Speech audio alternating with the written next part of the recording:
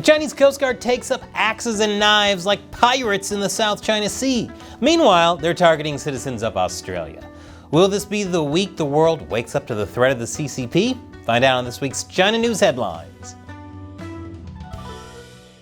Welcome to China Uncensored. I'm Chris Chappell, and this episode is sponsored by Surfshark. Whenever you go online, you should be using a VPN like Surfshark to cover your tracks and protect your identity. I'll tell you more at the end. China is suffering from floods and heat waves. Tens of thousands in the south of China are evacuating amidst flooding and heavy rains. So far, one person has died in the floods. Guangxi and Fujian have been particularly hit hard by the rainstorms and flooding. Meanwhile, the north isn't getting enough water, and there's record-breaking heat. The capital is not alone in experiencing this sweltering heat. Soaring temperatures have struck all over the country's north, from the eastern province of Shandong to Xinjiang in the far west, breaking national records for the usual temperature at this time of year. China's government is calling for an improvement in drought reduction efforts, along with other policies to mitigate the dangers of climate change, increase natural disaster preparedness, and help farmers plant drought-resistant crops before the fall harvest, which is a great plan had they done it years earlier following similar natural disasters. But back then, the government was all, looting and polluting is the way. As Shakespeare said, what's in a name? Oh, sorry, did I say Shakespeare? I meant Xi Jinping. Because China has decided to tastefully rename 630 Weager villages. I say we should give the CCP a taste of their own medicine, and the international community should officially rename them the criminal crybaby Pooh Bears. A report from Human Rights Watch said the move is systematic and aims to remove references to Islam or the history and culture of Uyghurs. The new names, on the other hand, are meant to reflect the ideology of the Chinese Communist Party. For example, words such as dutar, a Uyghur string instrument, or mazar, a shrine, have been replaced with party slogans like unity, happiness, and harmony. Because nothing says harmony like cultural genocide. This would be like Germany in 1944 calling Jewish ghettos giggle factories, and we know they didn't use laughing gas. And now on to yet another CCP genocide, Tibet. Nancy Pelosi and other U.S. lawmakers are meeting with the Dalai Lama here in Dharamsala, India. China is not happy, especially because the U.S. is considering new legislation on Tibet. It's called the Resolve Tibet Act, also known as the Promoting and Resolution to the Tibet-China Dispute Act. I definitely prefer the first name. The legislation directs funds to counter Beijing's disinformation about and against Tibet, its history, people, and institutions. The bill also calls for resumed negotiations concerning Tibet's status between CCP officials and the Dalai Lama. Negotiations like that haven't happened since 2010. That was 3 Batmans ago. Obviously, the CCP won't do any of this, but the U.S. can take steps of its own through the bill to fund directives combating Chinese disinformation on Tibet and making it clear that the official U.S. policy on the matter is that the Tibet question remains unresolved. And that is just a taste of the kind of disinformation countering on Tibet China Uncensored is capable of. So please, whoever decides how to dole out that money, consider supporting the show.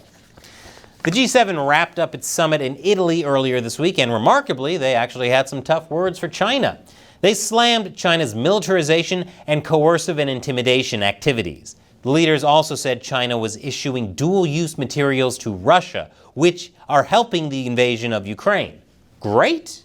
Now, will they actually do something? Don't you dare do that. Don't you dare give me hope. And after the break, the CCP attacks the Philippines like a bunch of pirates. Welcome back. China is launching an anti-dumping probe against the European Union due to pork imports. Pork is a staple item in Chinese food and the most popular meat in the country. But the EU is mad at China for dumping cheap goods in the European market, so Beijing has to do its own performative retaliation. The Chinese Ministry of Commerce announced that it has opened an anti-dumping investigation into imports of relevant pork and pig byproducts originating from the European Union. And it just so happens to have happened right after the EU slapped additional tariffs on imports of Chinese electric vehicles. Go figure. You know, I've compared the CCP to gangsters a lot, but now I think I need to compare them to pirates. Because the Chinese Coast Guard took up axes and knives to fight the Filipino forces in the South China Sea. In this video released by the Philippines, you can see the Chinese Coast Guard wielding axes threatening Filipino forces and using knives to stab the Philippine military's rubber craft. The Chinese Coast Guard also boarded another vessel, while another Chinese boat rammed a Filipino one, which severed the thumb of a Filipino seaman who was holding onto the side of his boat. The frantic fight happened on Monday near the Sierra Madre, an old World War II ship that was intentionally grounded in the Second Thomas Shoal to maintain the Philippines' claim to the region in the face of growing Chinese aggression. Remember, China claims the entire South China Sea and so is in constant conflict with all the other nations that surround it. But it's been particularly going hard against the Philippines, ramming boats and hosing them with high-powered water sprays. Now, China says it was the Filipino ship that dangerously approached and collided with Chinese ships that were sailing normally. Let's have a look at that footage again. In what world? Just a few weeks ago, Filipino President Ferdinand Marcos Jr. warned that if China killed any Filipino, it would be very close to an act of war. And since the U.S. has a mutual defense treaty with the Philippines, the U.S. would be drawn into the fight. This is the most outrageous incident yet, until the next one. The next one, and the next one. But it's not just the Philippines China is attacking. Australian federal police warned well-known critics of the CCP they appeared to be targets of China. The targets are activist Drew Pavlou, who we've had on the show, and journalist/comedian Vicky Xu. Police warned them to avoid adopting a predictable daily routine to prevent putting themselves in danger. I can't believe it. The CCP is actually threatening people in Australia like that? And we know about this because even though Drew and Vicky were warned about this 10 months ago, no charges have been filed and no arrests have been made.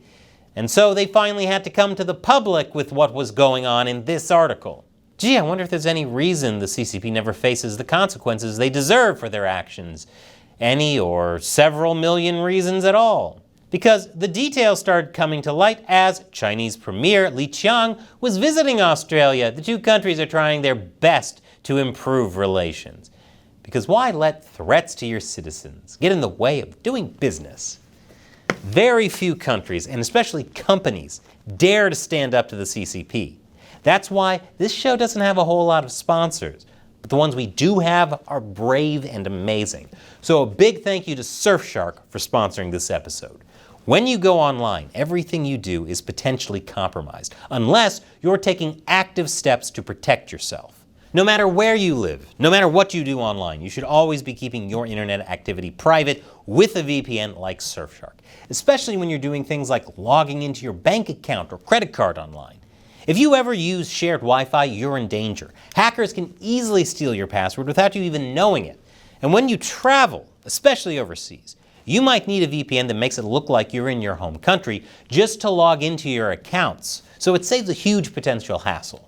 And you can install it on as many devices as you want, even on your Amazon Fire TV stick. You know, if you want to make it appear like you're logged in from a different country so you can access all the good Netflix shows that are geo-blocked. So seriously, check out Surfshark.